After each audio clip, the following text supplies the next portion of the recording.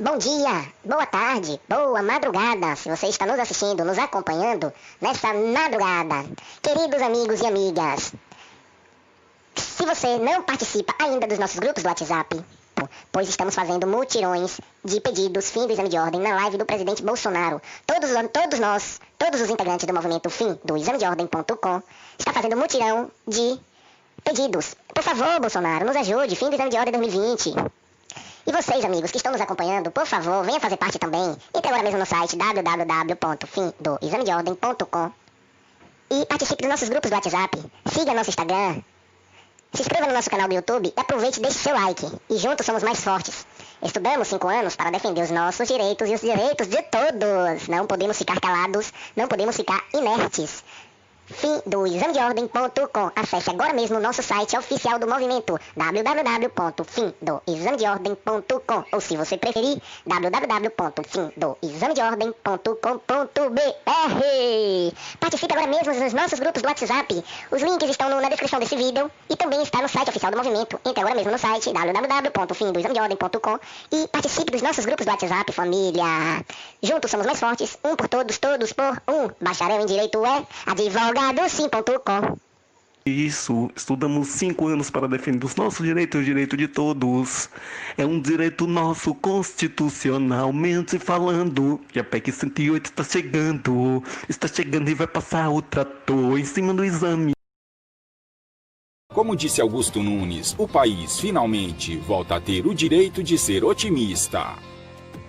Vem da economia os sinais de que o Brasil finalmente está no caminho certo e que o país já começou a decolagem rumo ao lugar de destaque que merece no mundo. A Bolsa de Valores de São Paulo, que funciona como um termômetro do que acontece com a economia, vem batendo marcas históricas frequentemente. As perspectivas de aquecimento da economia brasileira em 2020, embasadas nos dados positivos apresentados recentemente, pode nos dar uma ideia do que vem por aí. Um dos responsáveis pelo começo vitorioso desse resgate do Brasil é o ministro da Economia, Paulo Guedes.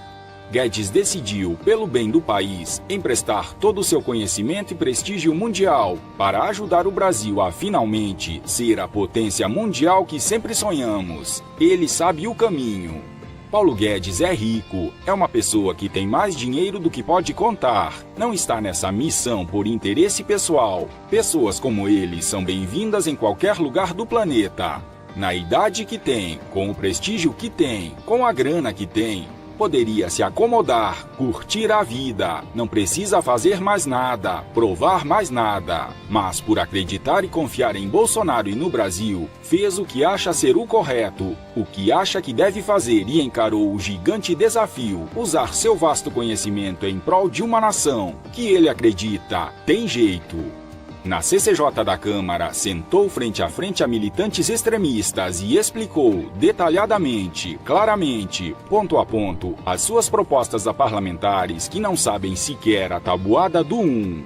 Uma espetacular aula de economia que esses políticos nunca sonharam em ter e provavelmente nunca mais terão em suas vidas. E o que esses parlamentares fazem? Fazem o que se espera dessa fraca e desesperada oposição canhota. Não contribuem com o debate e xingam, gritam, insultam. Mesmo assim, Guedes partiu para cima e, apesar de todas as dificuldades, de tanta gente jogando contra, conseguiu estabelecer importantes avanços que já começam a se converter em números positivos para o país. E, para a alegria dos brasileiros, é só o começo. O secretário Rogério Marinho destacou que o governo atacou primeiro o segmento que mais incomodava, que era o crescimento explosivo da nossa dívida pública, e que o próximo passo é a descentralização de recursos para estados e municípios, que é outro marco que merece ser ressaltado. Pois, desde o descobrimento do Brasil, os governos sempre centralizaram recursos financeiros e poder político. A proposta agora é uma descentralização. Marinho destacou a oportunidade ímpar que o país tem de modificar as regras arcaicas, bizarras, que atrasam e inibem a competitividade do Brasil. Nós estamos fazendo um trabalho que tem respaldo na realidade objetiva. As pessoas precisam voltar a acreditar de que há perspectiva de que o Brasil saia do atoleiro em que ele se encontra. São necessárias muitas medidas, são necessárias muita coragem, muita resiliência, muita força de vontade, muito trabalho coletivo de todos nós, e sob a liderança do senhor presidente Bolsonaro, que mostra a coragem de fazer esse rompimento do que é tradicional, levando em consideração a necessidade e a vontade da sociedade brasileira, que precisa se reencontrar. Porque eu já escutei de várias pessoas: eu não quero mudar de país, eu quero mudar esse país, e nós vamos mudar juntos, senhor presidente. O secretário enfatizou a necessidade da luta por um ambiente racional e o dever de acabar de uma vez por todas com a divisão promovida pela esquerda entre o nós e eles, que não leva a nada a lugar nenhum. Nós não podemos conviver com regras anacrônicas, bizarras, que nos atrasam, nos atrapalham, nos inibem. E como o bom frasista que é o nosso ministro Paulo Guedes, ele utiliza assim uma figura de linguagem, dizendo que o empreendedor brasileiro, ele tem duas bolas de ferro nos pés, né? Uma âncora, né? E quando vai competir com o empreendedor de fora do país, alguém diz a ele: corre que o chinês vem aí. Ele tem dificuldade de correr porque está com aquelas duas bolas nos pés. E nós temos uma oportunidade ímpar, e nós não vamos desperdiçá-la. Desperdiçá-la no sentido de empreender, de edificar, de permitir que a sociedade brasileira tenha a oportunidade de fazer diferente, porque foi para isso que o senhor presidente foi eleito, para fazer diferente. Senhor presidente, são com situações como essa que nos dão ânimo para lutar, que nos dão sangue no olho, que nos dão disposição e vontade para fazer com que o país seja um ambiente racional, sem divisão entre nós e eles. Porque quem trabalha e quem emprega tem o mesmo objetivo. Ninguém mais do que o empregador fica feliz quando consegue empregar alguém. E ninguém mais do que é empregado fica feliz quando a sua empresa está bem. Isso é uma combinação, uma conjunção de esforços. E é assim que a gente tem que encarar o setor produtivo. Essa divisão não leva nada a lugar nenhum. E o Brasil, se Deus quiser, vai entender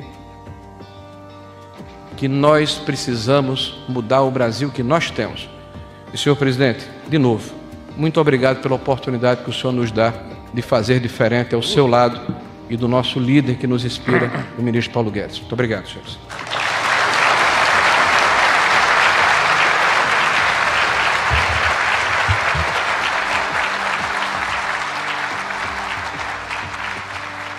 O ministro Paulo Guedes exemplificou como o Brasil funciona mal, com todo mundo escondido atrás da Constituição vilã de 88, que faz rodar o país através de um software, que é quem leva a culpa por tudo que dá errado no país. Tem uma série de maus funcionamentos exatamente porque está todo mundo escondido atrás de uma Constituição, carimbou o dinheiro, não é culpa de ninguém. Ninguém toma decisão nenhuma, a responsabilidade não é de ninguém, a culpa não é de ninguém. O Brasil é administrado, nós descobrimos, por um software. Tem um negocinho rodando, aí está todo mundo rodando de um lado para o outro, conversando e tal, mas não, a boa política é desmontar o software, falar, desliga o software, pronto, agora vamos conversar a respeito. Quem está rodando o Brasil, eu descobri, é um cara de um, eu não posso falar, bom, é um software, tem um negocinho fazendo assim, tem um negocinho rodando. E se der errado, não é culpa de ninguém. É culpa do software. O software é que fez isso. Então, é como se nós estivéssemos conversando, é o exemplo do tempo que eu dou, né? Tem um teto aqui em cima, cada 10 minutos da conversa o chão sobe 5 metros, ou 2 metros. A gente conversa mais um pouco, sobe 2 metros. Quando espremer todo mundo, a gente, vamos liberar o teto. Não, vamos... Tira aquele software ali que está fazendo o chão subir cada 5 minutos, desliga o software. E conversa a respeito. Então, nós precisamos fazer isso. Queremos superindexar a educação? Vamos, mas com todo mundo sentado aqui dizendo assim, vamos gastar. E é educação básica ou educação superior?